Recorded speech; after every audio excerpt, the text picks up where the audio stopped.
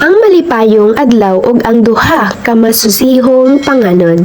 Kada buntag si adlaw mosidlak sa kalipay gikan sa iyang pagsubang hantod sa iyang pagsalop. Aduna siya'y tamis nga pahiyom nga gahatag og katahom sa kalangitan.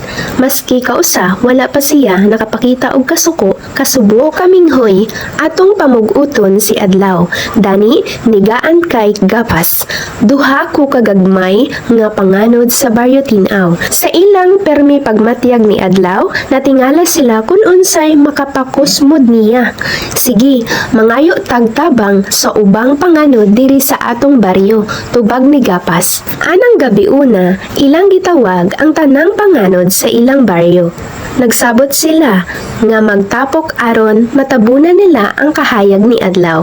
Apan, kinaugmaan, si adlaw malipayon gihapon ni sidlak sa langit. Wa man nausab ang nawong ni adlaw, sulti ni gaan. Mangayo tagtabang sa mga panganod sa baryo husay, tubag ni gapas. Anang gabi una, ilang gitawag ang tanang panganod sa ikaduhang baryo. Ilang gipaapil sa ilang tapok aron matabunan nila ang kahayag ni adlaw. Apan, kinaugmaan, si adlaw malipayon gihapon ni sidlak sa langit. Wa man gihapon na usab ang nawong ni adlaw, sulti ni gaan. Mangayo tagtabang sa mga panganod sa baryo linaw, tubag ni gapas. Anang gabi una, ilang gitawag ang tanang panganod sa ikatulong baryo.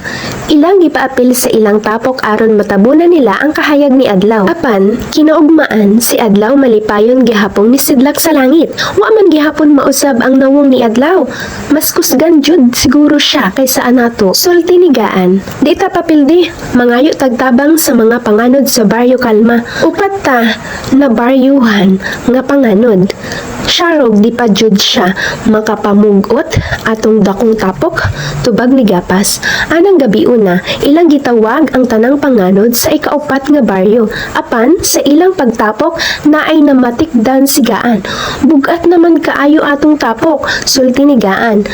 Kapyot mga panganod, kapyot! Syagit ni gapas, sa wala na damha. Matagak sila gikan sa langit ug nahulog nga ulan. Kinaugmaan, si adlaw malipayon gihapon ni sidlak sa langit. Thank you for listening mga kabinibini. Sana po nag-enjoy kayo sa Bisaya version ng ating story. Stay safe and God bless!